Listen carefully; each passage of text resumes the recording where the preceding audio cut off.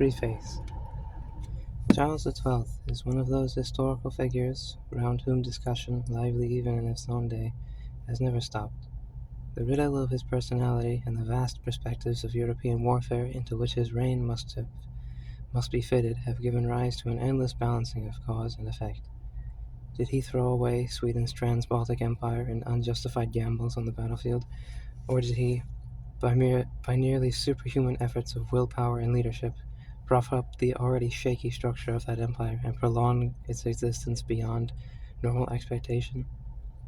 Was his death the only good service he ever did his country, or did the shot which ended his life on the 30th of November 1718 rob Sweden of her last chance to anchor the great power position securely? Was that shot fired by someone on the king's own side to rid Sweden of a ruler who did not want peace and whose power was coveted by others? Or was it an enemy missile finding its mark, according to the philosophy of the individual commentator, by the accident of war, the chance of fate, or the will of God? The reaction against the overcritical judgments of the king by 19th century historians, the so-called old school of Caroline historiography, produced in the early decades of the 20th century the nearly equally oversimplified concept of the new school, in whose writings the king was forever on the side of the angels.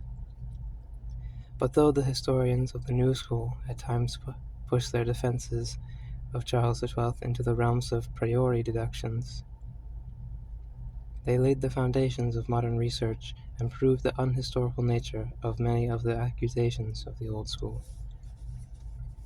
A widespread realization of the insufficiencies of the old and new schools alike sent Swedish historians from the 1930s onwards on a detailed search for objective truth, facets of the reign, aspects of policy. Anything that could be factually demonstrated became the goal, and the reliability or otherwise of the documentary material available was minutely investigated. The sheer accumulation of monographs and scholarly articles published in the last 35 years demands and will eventually produce a Swedish biographical treatment in the light of modern research. So far none has been written, and there is no generally accepted picture of Charles XII, either among his Swedish historians or among the Swedish educated reading public at large. The obstacle to a biographical study of Charles XII, quite apart from the frightening amount of specialized work in many fields and languages to be mastered, is a psychological one. Swedish scholars who have had occasion in recent years to comment on the character of Charles XII in works of reference, in general histories of Europe or Sweden, are all agreed that the king's personality is complex and hard to grasp. Obscured into the bargain by the propaganda of his own time, both Swedish and foreign, it has become obvious that those who work in the field of Caroline research, unless they became adherents to either the old or the new school, are prone to that ambivalent emotional attitude towards Charles XII which Carl Gustav Hildebrand has so skillfully analyzed in his historiography of the reign, finding traces of it even in writers who are commonly regarded as pure representatives of the wholly critical or the wholly admiring schools. Such self-knowledge exerts an inhibiting influence and prevents historians leaving the safe and factual field of their own specializations inside economic, cultural, military, diplomatic, and administrative history of the hazards of a biography which demands commitment and speculation, and where answers to the riddles both of Charles XII's life and death must be attempted. The English do have a general picture of Charles XII. It is built up from two separate figures. One derives from the pamphlet warfare of the home front of Queen Anne's and George I's reign. Tory and Whig, Jacobite and Hanoverian, used oversimplified conceptions of the Swedish king as ammunition against their own opponents. When that side won, which had, for various reasons, produced a stereotype of a harsh, cruel, and war-loving tyrant, Charles remained typecast forever. So much so that Southey, nearly a century after the death of Charles XII, was tortured by nightmares in which that king had his humanity to patrol were the central themes. The second figure was produced by Voltaire, who, consciously editing the material at his own disposal, in his Histoire de Charles XII of 1731, told the moral tale of a warrior king whose very virtues made him incapable of being the wise leader of his nation. He did this so brilliantly that his portrait is etched indelibly on the European historical consciousness. While translations of the book into non-European languages have spread it far and wide, none of the remarques or histories with which those who have had known Charles XII and did not quite recognize him in Voltaire's portrait rushed into print could modify it. In England, Voltaire's conception of the king helped to tone down the cruelties inseparable from the pamphlet stereotype. But the undifferentiated warlord image, the portrait of Geyer's Our Only Illiterate Warrior King, of the 19th century Swedish judgment, was fixed forever when Johnson transposed Voltaire's moral tale into couplets of epigrammatic force in The Vanity of Human Wishes. On what foundation stands the warrior's pride? How just his hopes, let Swedish Charles decide. A frame of adamant, a soul of fire, no dangers fright him, and no labors tire. O'er love, o'er fear, extends his wide domain, unconquered lord of pleasure and of pain. No joys to him pacific scepters yield. War sounds the trump, he rushes to the field. Behold, surrounding kings, their powers combined, and one capitulate and one resign.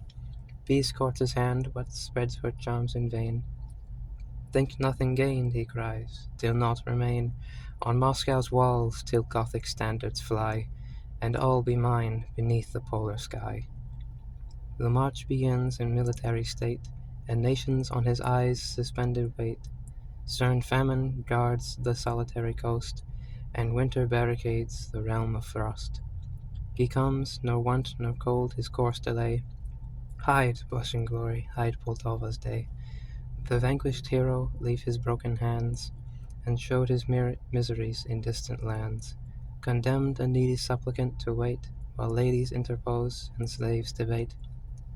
But did not chance at length her error mend? Did not subverted empire mark his end? Did rival monarchs give him the fatal wound, or hostile millions press him to the ground?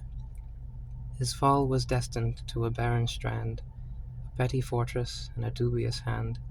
He left the name at which the world grew pale, to point a moral or adorn a tale. Since 1749, several English biographies of Charles XII have appeared, larger in scope than Johnson's summary, one of 32 lines. They are all worth reading, though the march of modern research has naturally left them behind. The one by R. Nesbit Bain of 1895 is a somber account, written in the spirit of the Swedish old school. That by Oscar Browning of 1899 is a livelier story of a general who drank to the full of the joy of battle, while that by Evelyn Godley in 1928, Charles XII of Sweden, a study of kingship, though popular in tone, is influenced by the new school. In 1960, a condensed version of the late Frans G. Bengtsson 2-volume Swedish biography from 1935 and 36 was translated into German and English. The Swedish work, by a gifted poet, essayist, and novelist, has had a deserved popular success. It is beautifully written, and shows an impressive familiarity with the memoirs, war diaries, and letters of the Caroline period. The German 3-volume history, König Karl II von Schweden, by Otto Heinz, published between 1936 and 58, is a scholarly study of the Great Northern War, with strong emphasis on the military and political aspects.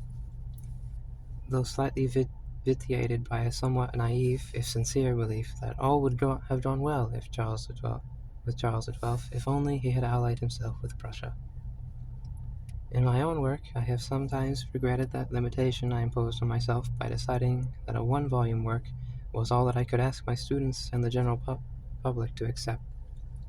I have looked with some envy at the 5 volumes in which Professor Braubach has so brilliantly covered the life of Prince Eugen of Savoy, but the memory of the advice of one of my late teachers, Gustave Renier, has kept me to the narrower path. Le mieux est l'ennemi du bien. To him, and to the late Mark A. Thompson, also teacher and friend, who first suggested that I might try to make the reign of Charles XII intelligible to my own students, I look back in gratitude. During my work in archives and libraries, I have incurred other debts of gratitude, which it is a pleasure to acknowledge. The history of the officials of the Riksarkiv, the Kunglig Krigsarkiv, the Uppsala and Lund University Libraries, Kungliga biblioteket, and Svensk Porträttgalleri in Stockholm have been most helpful, as those have of the Public Record Office, the British Museum in London, the Heinsius Archive at The Hague, and the Huntington Library of California. Swedish scholars of the Caroline period have given generously of their time to talk shop, and I wish particularly to mention Professor Carl Gustav Hildebrand, Sven A. Nilsson, Jörke Rosen, Niels Strömbom, Dr. B. Kent Shrivnitsky, and Dr. G. Johannesson, the late Major General Gustav Petri, and the late Director of the War Office Archive, Dr. Birger Stexen, helped me in so many ways, and Lieutenant General E. Benso generously put at my disposal maps which he had prepared for regimental histories. Among my own colleagues, I have special obligation to those who supplanted my weak Russian and my non-existent Polish. Dr. I. de Madariaga,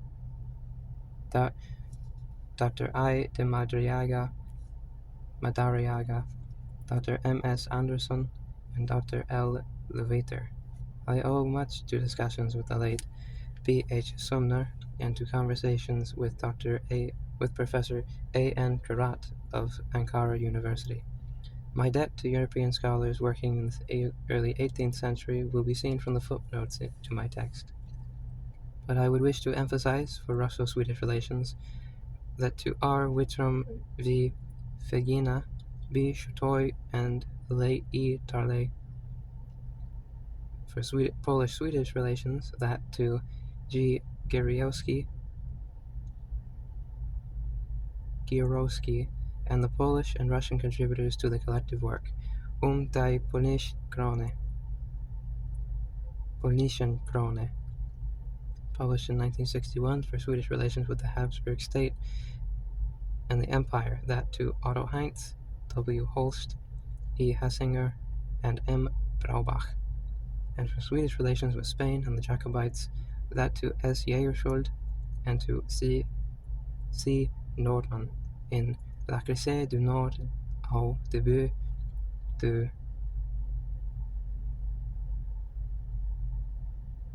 18 yesterday, published in 1962. The responsibility for all errors and misconceptions remains with me. I must thank my college, the London School of Economics and Political Science, for leave of absence for 3 terms spread over the years during which this book has been one of my major research projects.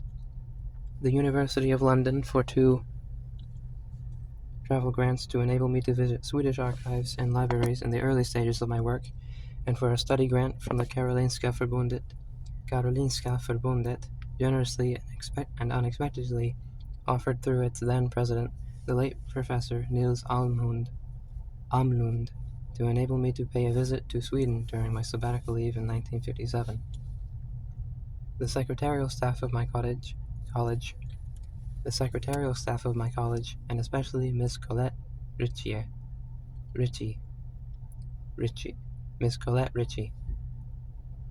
deserve praise for typing in and retyping successive versions of my manuscript. The interest and encouragement of my husband and family are beyond thanks.